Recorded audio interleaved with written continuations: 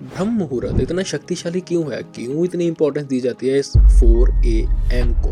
वैसे तो बड़ी जटिल बात है, लेकिन सिंपल तरीके से समझाता हूँ। देखो, स्पिरिचुअलिटी में जब भी ध्यान, साधना या नाम जप की बात आती है, तो यूनिवर्स से जो कनेक्शन सुबह ब्रह्म मुहूर्त में बनता है, वो और किसी टाइम नहीं बनता। क्यों?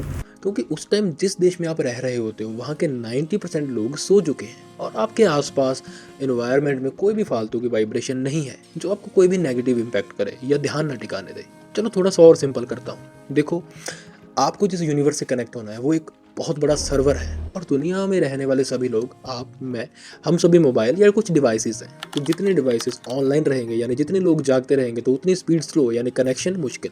और जैसे ही बहुत सारे डिवाइसेस सो जाते हैं, ऑफलाइन हो जाते हैं, बंद हो जाते हैं, तो बचे हुए डिवाइसेस बड़ी जल्दी कनेक्ट कर लेते हैं। और क्योंकि उस टाइम जागने वाले मोस्ट ऑफ पीपल सेम ही काम कर रहे होते हैं, उसी काम में लगे होते हैं, तो हर तरफ सेम वाइब्रेशन हो जाती है। हर एक का ऑरा सेम एक बड़ा आभामंडल तैयार कर लेता है, और ये चीज़ सबको बहुत ज़्यादा बूस्ट दे देती है, जिससे आपका कनेक्शन बड़ी जल्दी और बहुत डीप बनता है। इसीलिए पूरी धरती पर तब ब्रह्म मुहूर्त नहीं होता जब हमारे इंडिया में 4 बजते हैं। सबका अपनी अपनी कंट्री के हिसाब से 4 बजे होता है, क्योंकि वहाँ रहने वाले लोग, उनके आसपास वाले लोग वहाँ के टाइम के हिसाब से चल रहे हैं। उनके आसपास की वाइब्रेशंस उन पे डिपेंड करती है, ना कि इतनी दूर से। मानो अगर कोई कंट्री है जहाँ लोग 90% रात को जागते हैं और दिन में सोते हैं, तो वहाँ सुबह 4 बजे कभी ब्रह्म मुहूर्त नहीं हो सकता। वहाँ के लिए एक अलग टाइम निर्धारित करना पड़ेगा। होपफुली आप एक्चुअल क्रक्स को समझ पाए हो।